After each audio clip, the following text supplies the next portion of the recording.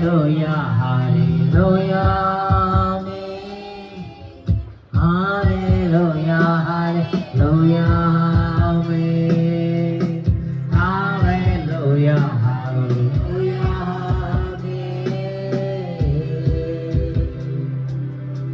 அப்பா, நம்முடைய சமூகத்தில் நாங்கள் வந்திருக்கிறோம். நம்முடைய சமூகமாக நம்முடைய பிரசன்னத்தில் நாங்கள் வந்திருக்கிறோம்.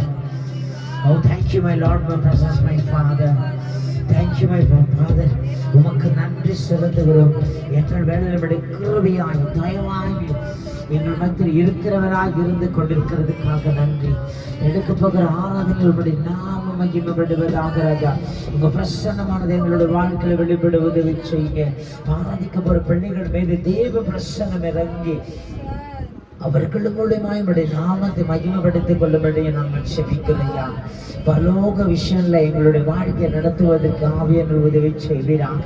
நாங்கள் போக வேண்டிய இடம் பரலோகம் ராஜா. நாங்கள் ஆராதிக்க வேண்டிய இடம் பரலோகம். நாங்கள் ஜீவிக்க வேண்டிய இடம் பரலோகம். எங்கள் தகப்பனோடு இணைந்து நாங்கள் ஆராதிக்கிறதற்காக எங்களை தெரிந்து கொண்ட தேவன்.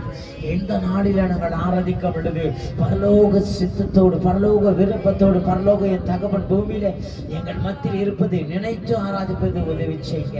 எல்லா மைண்ட் செட்டுக்கு உண்டாக்குற ஆவிகளை இயேசுவின் நாமத்தில் கற்று வைக்கிற ராஜா. இந்த பகுதி முழு தேவனுடைய ராஜ்யத்தை கற்று வந்து விடுகிற தேவ பிரசன்னமானது என்னுடைய பிள்ளைகளை மூடி மறைத்து வழிநடத்த உதவி செய்யும் ஜீவனின் அதிபதியான நல்ல பிதாவே. ஆமென். ஹல்லேலூயா. நன்றி சொல்கிறேன், திரும்பி பார்க்கிறேன் வந்த பாதையை கண்ணீரோடு கர்த்தாவே நன்றி சொல்கிறேன். நடத்தினீர் என்னை அமர்ந்த தண்ணீர் அண்டையில், தூக்கினீர் என்னை உந்தன் பிள்ளையாக்கினீர். நடத்தினீர் என்னை அமர்ந்த தண்ணீர் அண்டையில், தூக்கினீர் என்னை உந்தன் பிள்ளையாக்கினீர். திருப்பி தர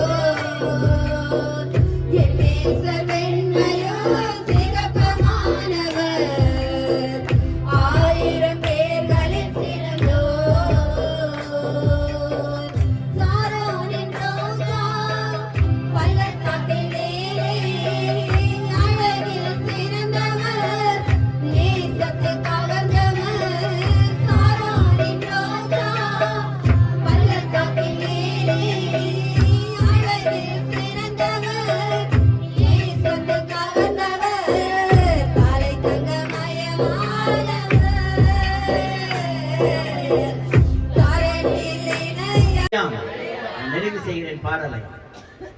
கடந்த நாளிலே ஒரு பாடலை கற்றுக் கொடுத்தேன், இன்றைக்கு 2 பாடலை கற்றுக் கொடுத்தேன். மிக வேகமாக இந்த பாடலை பாட ஆண்டவர் கிருபை செய்தார். ஆண்டவர் ஒருவேளை மீண்டும் உங்களோடு கூட இணைந்து ஆண்டவர் துதிக்கும்படியான ஒரு வாய்ப்பை தருவாரானால் அந்த பாட்டுத்தாரை நீங்கள் பத்திரமா வைத்துக் கொள்ளுங்கள். மீதமுள்ள பாடலை நான் வரும் பொழுது கற்றுக் கொடுத்தேன். அல்லேலூயா, அல்லேலூயா. ஆரம்பத்தில் சொன்னேன், ஏசப்பா ரொம்ப ரொம்ப நல்லவர். அல்லேலூயா. சத்தியத்தையும் அறிவீர்கள், சத்தியம் உங்களை விடுதலையாக்கும். ஆமென். சத்தியத்தை விட அறிவது விட விடுதலை முக்கியம் இல்லை என்பதை கற்றுக்கொண்டோம். எத்தனை பேர் இதை கத்துக்கிட்டீங்க நீங்க? அல்லேலூயா. ஐயா பேக் சைடுல 2-3 பேர் இங்க ஒரு பாப்பாலாம். உங்களுக்கு தவறா சொன்னீங்க என்பது பொருள் அல்ல, உங்களுக்கும் சத்தியம் முக்கியம் என்பது தெரியும். அல்லேலூயா. சத்தியம் முக்கியம் என்பது தெரியும், ஆனால் விடுதலை முக்கியம் இல்லை என்பது தெரியும். ஆனால் சத்தியம் தான் மிக மிக முக்கியம் என்பதை நாம் அறிந்து கொள்ள வேண்டும். அல்லேலூயா. எனவேதான் சத்தியத்தையும் அறிவீர்கள், சத்தியம்தான் உங்களை விடுதலையாக்கும். அல்லேலூயா. நாம் சத்தியத்தை அறிந்தால் போதும் விடுதலை நம்மை தேடி வரும். விடுதலை நம்ம தேட வேண்டிய அவசியம். அப்ப சத்தியத்தை, வார்த்தையை நாம் கற்றுக்கொள்ள வேண்டும். அல்லேலூயா, அல்லேலூயா. இந்த நாளிலே நான் உங்களோடு ஒரு வார்த்தையை, நான் எந்த ஒரு திருச்சபைக்கு செல்லுவதாக இருந்தாலும் முதல் முறையாக நான் செல்லுகின்ற இடங்களிலே எனக்கு கடந்த 2023ஆம் ஆண்டிலிருந்து ஆண்டவர் ஒரு கட்டளை கொடுத்திருக்கிறார். 2023 ஒரு கட்டளை, மகனே நீ செல்லுகின்ற, புதிதாக செல்லுகின்ற இடங்களிலே, சபைகளிலே இந்த வார்த்தையை நீ போதிக்க வேண்டும், கற்றுக் கொடுக்க வேண்டும் என்று சொல்லி ஆண்டவரிடத்திலே நான் கட்டளை பெற்றபடியினாலே இன்றைக்கு அந்த வார்த்தையை நான் உங்களோடு கூட கற்றுக் கொடுக்க, கற்றுக்கொள்ள நான் விரும்புகிறேன். அல்லேலூயா, அல்லேலூயா. எத்தனை பேர் கற்றுக்கொள்ள விரும்புகின்றீர்கள்? கரங்களை உயர்த்துவோமே. தம்பி, இதெல்லாம் வீடியோ எடுக்கணும். என்னுடைய மொபைல்ல, அவங்க மொபைல் எடுக்கும்போது பாதி தான் கட்டாயம் வரும். என்னுடைய மொபைல் எடுக்கணும், அதுதான் கொண்டு வந்தது. ஏன்னா அநேகருக்கு நான் சில சமயங்களில் போதிக்கின்ற அந்த வார்த்தைகள் எனக்கே தெரியாமல் எனக்கு சில வார்த்தைகளை தேவன் என்னுள்ளிருந்து பேசுவார். அல்லேலூயா. அது நான் திரும்ப கேட்கின்ற பொழுது அது எனக்கே பிரயோஜனமாக இருக்கும். எனவேதான் அதை கொடுத்தேன். அல்லேலூயா. அன்பான கர்த்தருடைய பிள்ளைகளை நினைவில் வைத்துக் கொள்ளுங்கள், சத்தியத்தை அறிவது மிக மிக முக்கியம். அல்லேலூயா. சத்தியத்தை நாம் அறிந்தால் போதும், விடுதலையை நாம் தேட வேண்டிய அவசியம். எனவே விடுதலை முக்கியம் இல்லை என்பதை நான் சொல்லவில்லை. விடுதலை முக்கியம். ஒவ்வொரு மனிதனுக்கும், ஒவ்வொரு மனுஷிக்கும், ஒவ்வொரு கர்த்தருடைய பிள்ளைக்கும் விடுதலை முக்கியம். ஆனால் அதை விட முக்கியமானது சத்தியத்தை நாம் அறிவதே முக்கியம். அல்லேலூயா, அல்லேலூயா. அந்த சத்தியமே ஆண்டவராகிய இயேசு கிறிஸ்து என்று சொல்லி வேதம் சொல்லுது. நானே வழியும் சத்தியமும் ஜீவனுமாய் இருக்கிறேன். அவர்தான் சத்தியம். அந்த சத்தியத்தை அறிந்தால் போதும். அவர் யார் என்பதை நாம் அறிந்து கொள்ள வேண்டும். அந்த சத்தியம் யார் என்பதை நாம் அறிந்து கொள்ள வேண்டும்.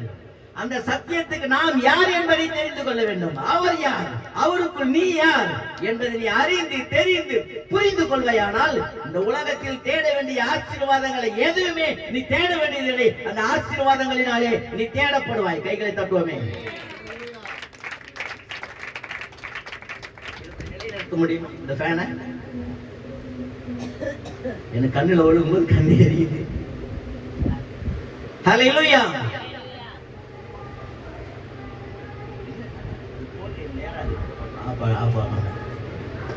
சுத்தாம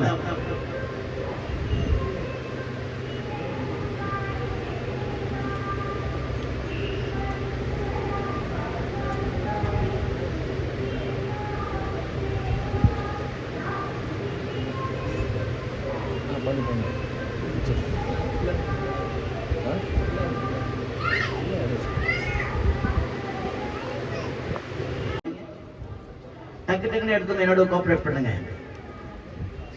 எபிரேயர் எழுதின புஸ்தகம் 11ஆம் அதிகாரம் 4ஆம் வசனம். விசுவாசத்தினாலே ஆபேல் காயினுடைய பலியிலும் மேன்மையான பலியை தேவனுக்கு செலுத்தினான். அதனாலே அவன் நீதிமான் என்று சாட்சி பெற்றான். அவனுடைய காணிக்கைகளை குறித்து தேவனே சாட்சி கொடுத்தார். அவன் மரித்தும் இன்றும் பேசுகிறான். கைத்தட்டோமே. அல்லேலூயா, அல்லேலூயா. வேதத்தை உங்கள் கையில் வைத்துக் கொள்ளுங்கள். வேதத்தை சொல்லுகின்ற போது எடுத்து அதை வாசிப்பதற்கு நீங்கள் ஆயத்தமாக இருங்கள். அன்பானவர்களே, இங்க பார்க்கிறோம், விசுவாசத்தினாலே ஆபேல் காயினுடைய பலியிலும் மேன்மையான பலியை செலுத்தினான். பலிகள் என்று சொல்லும் பொழுது பலவையான பலிகள் உண்டு.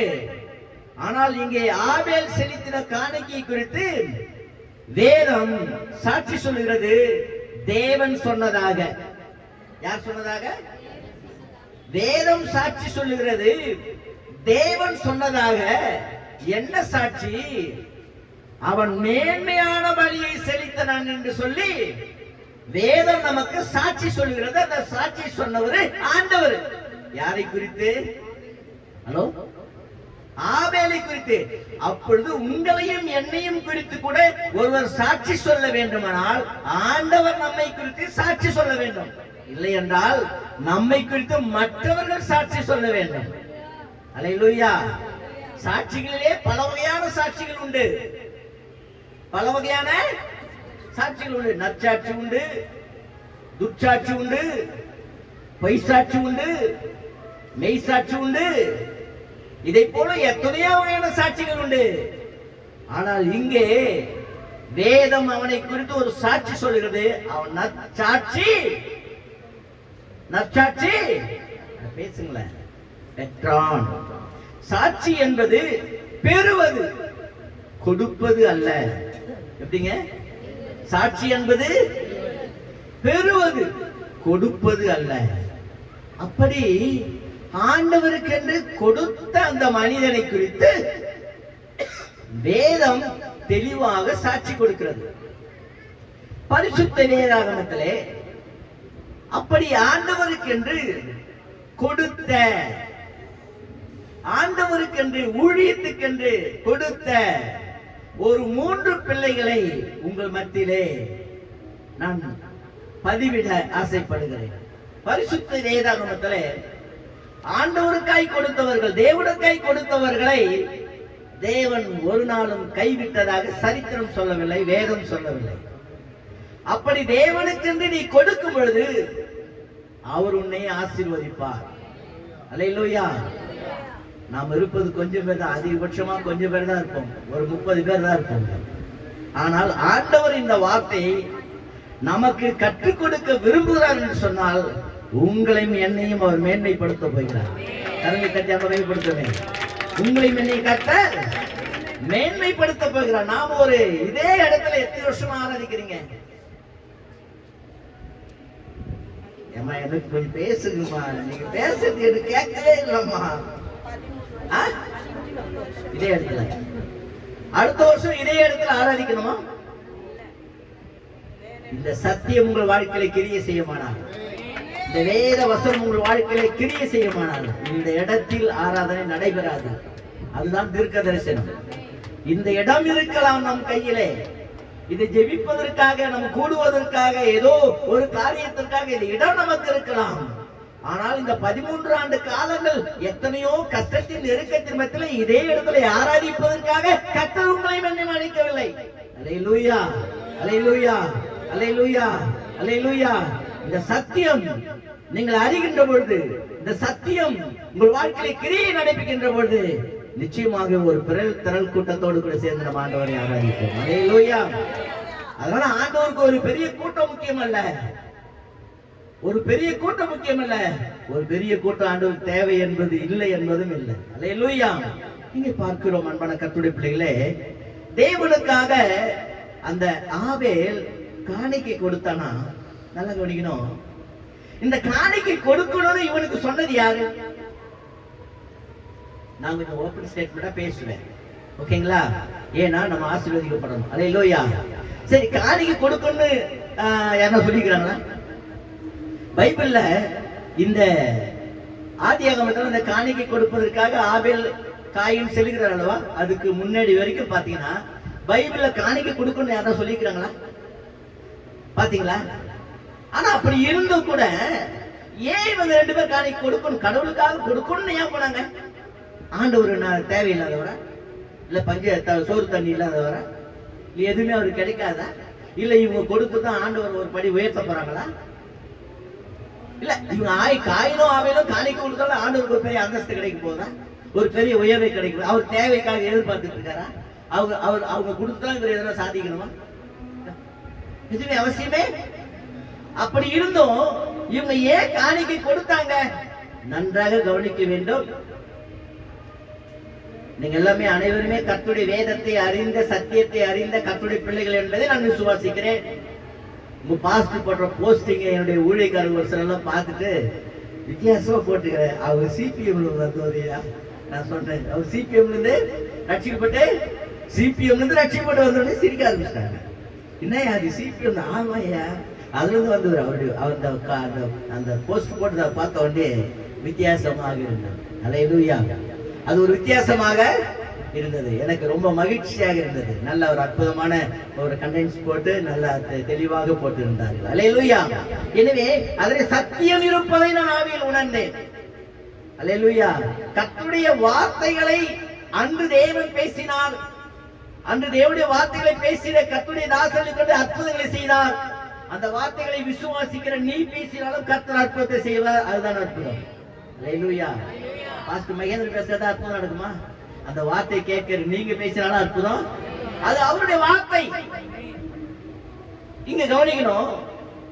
ஆண்டவர் மனிதனுக்காக படைத்த இயற்கைகள் அனைத்தும் கொடுக்கும் சுபாவத்தை உடையதாக இருந்தது. சொல்லுங்க, கொடுக்கும் சுபாவம் எதுக்கு இருந்தது? ஒரு மரத்தை எடுத்துக்கொள்வோம். ஏதாவது ஒரு மரத்தை சொல்லுங்களேன், டக்குன்னு சொல்லுங்க. மாமரம். ஒரு மாமரத்தை எடுத்துக்கொள்வோமானால் அந்த மாமரமே நீ மாம்பழம் கொடு என்ன சொன்னாங்களா? இல்ல. அந்த மாமரம் தலைத்து ஒழுங்கி நல்ல ஒரு மலரை கொடுக்கிறது. மலர்ல சரியான வாசம் வருகிறது. அந்த வாசத்துல அந்த மலரிலிருந்து அழகான வண்டுகள் பறந்து சென்று தேனை எடுக்கிறது. என்ன கிடைக்குது? அதுல இருந்து மாமரத்துல இருந்து அந்த பூல இருந்து என்ன கிடைக்குது? முதல்ல என்ன கிடைக்குது? நல்ல வாசம் கிடைக்குது. அந்த மலர்ல இருந்து நல்ல வாசம் கிடைக்குது. அதுல வாசனை திரவியங்களை எடுக்கிறார்கள். அதுல தேனை எடுக்கிறார்கள். அது சின்ன பிஞ்சி வருது. அதை என்ன செய்யறாங்க? என்கிட்ட பேசுங்க, பேசுங்களேன். பிஞ்சி எடுத்து என்ன பண்றாங்க?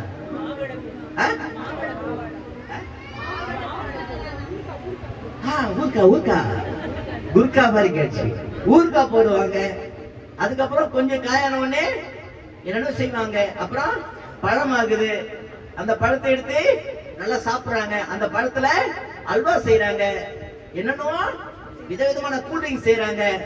ஒரு சாதாரண ஒரு மாமரத்தை மட்டும் பேசுகிறோம். இதை போல பலாமரம், தென்னை மரம், வாழை மரம், பனை மரம், இறைவன் மனிதனுக்காக கொடுத்த இயற்கைகள் அனைத்தும் கொடுக்கும் சுபாவத்தை உடையதாக இருந்தது. கைத்தட்டுமையா? எல்லாம் கொடுக்கிறது. ஒரு மலரை எடுத்துக்கொள்வோம், ஒரு பூவை, ஒரு ரோஜா, ஒரு முல்லை அது எடுத்துக்கொள்வோம். அதனால வாசமுள்ள திரவியங்களை கொடுக்கிறது. ஒரு மாடை எடுத்துக்கொள்வோம், அது பால் தருகிறது, வெண்ணெய் தருகிறது, மோரை தருகிறது, தயிரை தருகிறது. அதுல டீ போடுறோம், காபி போடுறோம். ஒரு மாடு, ஒரு ஆடு, தேவன் மனிதனுக்காக படைத்த இயற்கைகள் அனைத்தும் கொடுக்கும் சுபாவத்தை உடையதாக இருக்கிறது. கடலை எடுத்துக்கொள்வோம், அதுல மீன்கள் கிடைக்கிறது. நான் சொல்றது விளங்குதுங்களா? ஒரு கோழி எடுத்துக்கொள்ளும், அது முட்டை கொடுக்கிறது, அதுல ஆம்லெட் கிடைக்கிறது.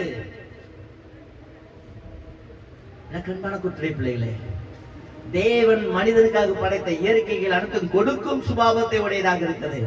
இது எல்லாவற்றையும் பார்த்த ஆதாம், இது எல்லாவற்றையும் அறிந்த ஆதாம் தன் 2 பிள்ளைகளுக்கு சொல்லியிருக்க வேண்டும், என் அன்பு பிள்ளைகளே, என் அருமை மக்களே, என் மகன்களே, தேவன் நமக்காக படைத்த இயற்கைகள் அனைத்தும் நமக்காக ஏதோ ஒன்றை கொடுத்து கொண்டிருக்கிறது. நமக்கு அவைகள் கொடுக்கின்ற பொழுது நம்மை படைத்த தேவனுக்கு நாம் ஏதாயும் ஒன்றை கொடுக்க வேண்டும் என்று தன் பிள்ளைகளுக்கு ஆதாம் சொல்லியிருக்க வேண்டும். சரியா? சரியா இல்லையா? ஆனால் ஆதாம் சொன்னதாக வேதம் சொல்லவில்லை. சரியான ஒரு விதையை ஒரு துட்டுக்கு சரியான 2 காசை போட்டார். அப்பொழுது அவர் தன்னுடைய சீஷனை அழைத்து காணிக்கை பெட்டியில் பணம் போட்ட மற்ற எல்லாரை பார்க்கிலும் இந்த ஏழை விதவை அதிகமாய் போட்டாள் என்று கவனிக்கணும், இங்க எல்லாம் கவனிக்கணும். இப்ப பைபிள் படிச்சிட்டீங்களா? இப்ப என்ன பாருங்க, வேதம் சொல்லுகிறது ஆண்டவர் ஆலயத்துக்கு சென்றிருந்தார். அந்த ஆலயத்துக்கு சென்றிருக்கிற சமயத்தில் அது காணிக்கை நேரம். காணிக்கை நேரம் என்று சொல்லுகின்ற பொழுது அநேகர் காணிக்கை போடும்படியாக வந்தார்கள். இயேசு காணிக்கை பெட்டிக்கு முன்பாக பேசல, இயேசு காணிக்கை பெட்டிக்கு முன்பாக உட்கார்ந்திருந்தார். கவனிக்கணும். இப்ப இயேசுனாரு இல்ல, கோச்சிக்க கூடாது. உங்களோட நான் பேசுகின்ற பொழுது சில எல்லாம் கூப்பிட்டு நான் பயன்படுத்த யாரும் கோபித்துக் கொள்ளக்கூடாது. ஓகேங்களா? நம்ம சரியா? உங்களை தான் பார்த்து கேட்கிறேன். ஓகேங்களா? ரைட்டு. கோச்சிக்க மாட்டீங்களா? ரைட்டு. இப்ப ஏசுனாலும் இல்ல. அம்மா நீங்க வரீங்க, எல்லாரும் காணிக்க போறாங்க, எப்படி போட்டிருப்பீங்க? உங்க கையில 500 ரூபாய் இருக்குது. இப்ப பெரிய நோட்டு, இந்தியா நோட்டு என்னங்க பெருசு? எது பெரிய நோட்டுண்ணா? நீங்க உட்காந்து மாட்டிக்கிட்டீங்களா? என்ன நோட்டு பெரிய நோட்டு? 500 ரூபாய். அதுக்கு அடுத்தது 1000 ரூபாய் இல்லையாம்மா? 500 ரூபாய். அதுக்கு அடுத்தது 200 ரூபாய். அதுக்கு அடுத்தது 100 ரூபாய். அதுக்கு அடுத்தது அதுக்கு அடுத்தது அதுக்கு அடுத்தது அதுக்கு அடுத்தது அதுக்கு செலவு போச்சு 5 ரூபாய். அப்புறம் கடைசியில் 2 ரூபாய், அப்புறம் 1 ரூபாய். ரைட். இப்போ இத்தனை இருக்கு இல்லையா? இப்போ அக்கா வராங்க. இப்ப ஏசுறாருங்க இல்ல, உங்க கையில 500 ரூபாய் இருக்கு, 200 ரூபாய் இருக்கு, அப்புறம் 100 ரூபாய் இருக்கு, 50 ரூபாய் இருக்கு, எல்லாம் இருக்கு. நீங்க இங்க காணிக்கை எப்படி போட்டிருப்பீங்க? நான் உதாரணத்துக்கு சொல்றேன். அவங்கள கண்ணுக்கு பார்த்து டக்குனு சொல்லிடுவேன். ஆமா, எப்படி போட்டிருப்பீங்க? அப்படியே பேசுங்க, ஜாலியா பேசுங்க. அட தேவனுக்கு பிரியமான தேவனுக்கு மட்டும் தான் தெரியும். நான் உங்களை கேட்கிறேன், நீங்க எவ்வளவு போட்டிருப்பீங்க? உங்க கையில 500 ரூபாய் இருக்கு, எதுன்னு சொல்லிட்டேன். 500 ரூபாய் இருக்குது, 100 ரூபாய், 200 ரூபாய் இருக்குது, 200 ரூபாய் இருக்குது, 100 ரூபாய் இருக்குது, 50 ரூபாய் இருக்கு. 200 ரூபாயா? சரி, நல்ல வேலை, பரவாயில்ல. இந்த அக்கா 200 ரூபாய் போட்டுருப்பாங்க, 500 ரூபாய் போட மாட்டாங்க. இவங்க 500 ரூபாய் போட மாட்டாங்க, வேலை பார்த்துக்குங்க. 200 ரூபாய் போட்டுருப்பாங்க. அம்மா வேலை சரியாம்மா. நீங்க 500 ரூபாயா? வச்சுறா பார்க்கணும். இன்னைக்கு பார்க்க போறேன். இன்னைக்கு 7 சார் பார்க்க போறேன். ரைட்டு. ஐயா பேக் சைட்ல ஐயா, ஐயா நீங்க எவ்வளவு போட்டிருப்பீங்க? 100 ரூபாய். சரி, 300 ரூபாயா? 300 ரூபாய் இல்லையா? 200 ரூபாயா? ரைட். 200 ரூபாய். யாருமே பாருங்க 10 ரூபாய் 20 ரூபாய் வரவே மாட்டாங்க. நம்மளால உஷார் ஆயிட்டாங்க. ரைட்டு. நாம் கவனிக்கணும். எல்லாரும் நீ ஏசுனாரு இல்ல, ஏசுனாரு இல்ல. அப்போ வந்து எல்லாரும் என்ன பண்ணுவாங்கன்னா, நான் என்ன எடுத்துக்கிறேன் உதாரணத்துக்கு, என் கையில 500 ரூபாய் இருந்தாலும் 200 ரூபாய் இருந்தாலும் 100 ரூபாய் இருந்தாலும் நான் என்ன பண்ணுவேன், ஒரு 50 ரூபாய் அல்லது ஒரு 20 ரூபாய் எடுத்து நான் பண்ணுவேன், காணிக்கல பெட்டியில போட்டு போயிட்டு இருப்பேன். இப்ப ஏசுனாரு எங்க இருக்காரு? காணிக்கை பெட்டிக்கு முன்பாக உட்கார்ந்து 2 முட்டை கண்ணை வச்சுட்டு பாத்துட்டு இருக்காரு. ஐயோ ஆண்டவர் முட்டை கண்ணு சொல்லிட்டோம். ரைட். நம்ம மாதிரி கண்ணு தான் இருக்கும். கண்ணை வச்சு அப்படியே பார்த்துட்டே இருக்காரு. யார் எவ்வளவு போறாங்க, யார் எவ்வளவு போறாங்கன்னு பார்த்துட்டே இருக்காரு. இப்போ அம்மா நீங்க என்ன பண்ணிருப்பீங்க? முதல்ல ஏசுனார் இல்லாதப்பா கையில 20 ரூபாய் எடுத்து வச்சிருந்திருப்பீங்க, இல்ல ஒரு 50 ரூபாய் எடுத்து வச்சிருந்திருப்பீங்க. இப்ப ஏசுனார் இங்க இருக்காரு, என்ன பண்ணுவீங்க? ஏசுனாருக்கு என் கையில 500 ரூபாயும் தெரியும், 200 ரூபாயும். இப்ப நான் எடுத்து வச்சிருப்பது எவ்வளவு? 20 ரூபாய் எடுத்து வச்சிருக்கேன். இந்த 20 ரூபாய் வச்சிருக்கும் போது அவர் என் கையில 500 ரூபாய் இருக்கு, 200 ரூபாய்க்கு இந்த மகள் பாரு வந்து இது போடுறாளே அப்படின்னு நினைப்பாரேன்னு சொல்லிட்டு அந்த 20 ரூபாய் காணிக்கு எங்க போயிடும்? திருப்பி பேக்ல போயிடும், இல்ல பர்ஸ்ல போயிடும், இல்ல பேக்ல போயிடும். மறுபடியும் 50 ரூபாய் எடுப்பேன். சரி 50 ரூபாய் போடலாம், கோச்சிக்க மாட்டாருன்னு சொல்லிட்டு 50 ரூபாய் மனசு கிட்ட போக போக பேசும். ஐயோ ஏசுல பாத்துட்டு இருக்காருன்னு சொல்லிட்டு டக்குன்னு அந்த 50 ரூபாய் எங்க போயிடும்? பேக்கு போயிடும். சரி பரவாயில்ல, 100 ரூபாய் எடுத்து வைப்போம். இல்ல வேண்டாம் 500 ரூபாய் எடுத்து வச்சுக்கோன்னு சொல்லிட்டு 500 ரூபாய் கூட போட்டாலும் போட்டுருவீங்க. ஒருவனுக்கு பிரியமான வேலைக்காரன் வியாதிப்பட்டு மரண அவஸ்தையா இருந்தான். அவர் இயேசுவை குறித்து கேள்விப்பட்ட பொழுது அவர் வந்து தன் வேலைக்காரனை குணமாக்க வேண்டும் என்று வேண்டிக் கொள்ளும்படி யூதருடைய மூப்பரை கவனிக்கணும். போதும், நேரம் இல்லாதபடினாலே நான் கர்த்தருடைய வார்த்தையை நேரடியாக சொல்ல ஆசைப்படுகிறேன். அன்பானவர்களை கவனிக்க வேண்டிய இரண்டாவதாக நூற்றுக்கு அதிபதி. நூற்றுக்கு அதிபதி என்று சொல்லும் பொழுது ஒரு மிகப்பெரிய செல்வந்தன். இன்றைக்கு நம் நாட்டில் செல்வந்தன் எடுத்துனா யார் எடுத்துக்கலாம்? நம்ம இந்தியாவில் சொல்லுங்க. Very good, Ambani. அப்புறம் டாடா பிர்லா, அப்புறம் இன்னைக்கு இருக்கிற எல்லா சீஃப் மினிஸ்டர் பிரைம் மினிஸ்டர் சொல்லலாம். கரெக்டா? தப்பா சொல்லிட்டுனா திட்ட மாட்டீங்களா? ரைட், கவனிக்கணும். இப்படி ஒரு தகுதியை உடையவர்கள், செல்வாக்கை உடையவர்கள் பெயர் தான் நூற்றுக்கு அதிபதிகள். அந்த நூற்றுக்கு அதிபதிகளுக்கு என்று சில வேலைக்காரர்கள் இருப்பார்கள். அவர்கள் சிலர் வேலைக்காரர்கள் இருப்பார்கள், சில அடிமைகளாகவும் இருப்பார்கள். சில அடிமைகளாக இருக்கிறவர்கள், ஒரு அடிமை ஒரு எஜமானுக்கு வேலை செய்வதற்காக ஒப்பந்தம் செய்யப்படுவாரானால் அந்த அடிமைக்கு உடல்நிலை சரியில்லை என்று சொல்லி லீவ் போடக்கூடாது. என் காலில் அடிபட்டுச்சு என்று சொல்லி அவர் லீவ் போட முடியாது. எந்த சூழ்நிலையும் வந்து வேலை செய்யணும் என்ற அக்ரிமெண்ட் எழுதியிருப்பாங்க. அந்த அடிமை வேலைக்கு சேர்கிற பொழுது திடீரென்று அவர்கள் குடும்பத்திலே அந்த அடிமையுடைய அப்பாவோ அம்மாவோ இறந்து விட்டா கூட அங்க போகக்கூடாது. ஒருவேளை தவறு செய்தால், அந்த அடிமை ஏதாவது தவறு செய்தால், ஒரு ராஜா அவனை சிறை செய்தல் செய்தாலும் வீட்டுல இருக்கிறவங்க வந்து கேட்க கூடாது. நான் சொல்ல புரியுதா? நான் சொல்ற காரியம் விளங்குச்சா உங்களுக்கு? இப்படி எல்லாம் சில சட்டதிட்டங்களோடு கூட தான் அக்ரிமெண்ட் கையெழுத்து போட்டு வேலைக்காரரை பதவிக்கு அமர்த்துவார்கள். அப்படி ஒரு வேலைக்காரன் இருக்கிறான். வேதம் சொல்கிறது அந்த நூற்றுக்கு அதிபதிக்கு அவன் பிரியமான வேலைக்காரன். எப்படிங்க? அவனுக்காக இவன் இறங்கி என்ன பண்றான்? இயேசுநாதர்கிட்ட தூது அனுப்புறான். யார? யார? யூதர்களின் மூப்பர்களை. யூதர்கள் என்றாலே கொஞ்சம் அவங்க எப்படி இருப்பாங்க? கொஞ்சம் திமிரா இருப்பாங்க, அல்லது கொஞ்சம் ரஃபா இருப்பாங்க, ஸ்டெபனா நிற்பாங்க, யாருக்கும் தலை வணங்க மாட்டாங்க, யாருக்கும் கீழ்ப்படிய மாட்டாங்க. நான் சொன்னதான் சட்டம் சொல்லிட்டு கொஞ்சம் கர்வமாகவே இருப்பாங்க. நான் எதுக்கும், நான் யாரு, நான் உயர்ந்த ஜாதி, நான் உயர்ந்த ஜாதி இன்னைக்கு நிறைய பேர் சொல்லிக்கிறாங்கல்ல, அது மாதிரி கொஞ்சம். ஹல்லேலூயா. எல்லாருக்கும் பேன வந்துச்சுல்ல, வெளியில் இருக்கிற எல்லா வாரி பிள்ளைங்களுக்கும் வாங்க. ஓகேங்களா? நீங்கள் அப்புறம் ஏன்னா நீங்கள் நினைப்பீங்க எனக்கு சேர் போட அங்கே உட்கார வச்சுட்டாங்க, உங்களுக்கும் உண்டு. நீங்கள் போகும்போது ஐயா கிட்ட வந்து வாங்கிட்டு போங்க. கத்த பெரிய காரியத்தை எதிர்மாமே என்னென்ன காரியத்தை சொன்னாங்க சொல்லுங்க, சவுண்டா சொல்லுங்க. ஆச்சரியப்படுத்துவா, அப்புறம் யார? நம்ம அவருடைய காரியங்களில் இருக்கும்போது நம்மளுடைய காரியங்களை கத்த செய்வாங்க.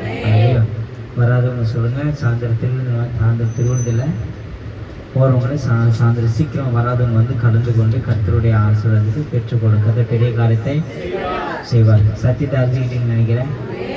விடுதலை ஆகிட்டாரா? விடுதலை ஆகிட்டாரா? நல்லா புரிஞ்சுக்கணும். விடுதலை ஆகிட்டாரா? ஆக்கிட்டார்.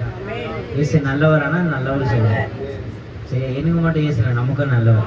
நம்ம வாயில வருகிற ஒவ்வொரு அறிக்கையும் விசுவாச அறிக்கையா இருந்தால நம்ம வாழ்க்கையில இருக்கிற எல்லா தோல்விகளும் கத்த ஜெயமா மாத்திடும். மனசுல அது புரிஞ்சுக்கணும். கத்த நல்லவரா?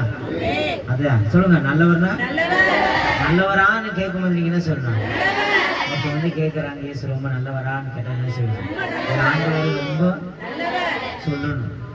கத்த நல்லவரா? நம்ம மட்டும் இயேசு நல்லவர்னால அவங்க நல்லவர்னு அறிஞரும் உங்க வாயிலிருந்து வரணும்.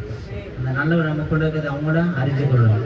சரி, கத்த நல்லவர். அப்படியே கண்கள் முடியணும். நல்ல தகப்பன், இந்த நல்ல வேலைகளில இயேசு கிறிஸ்து உயிர்த்தெழுந்த நாமத்தின் கீழாக கொடுக்கப்பட்ட ஆண்டவரே, இந்த காணிக்கையை கர்த்தனை கூர்ந்து கவனித்து பார்த்து கொண்டிருக்கிறபடினால் ஸ்தோத்திரம். விதைத்த ஒவ்வொன்றையும் தேவனாகி கர்த்தாவே உடைய ஆலயத்துல எந்த சூழ்நிலைகள் எந்த பிரகாரங்களில அவங்க விதைத்தார்களோ அவங்க விதைத்ததை இந்த வாரம் முடிவதற்குள்ளாக அந்த நன்மையும் அந்த ஆசீர்வாதத்தை பார்க்கட்டும்.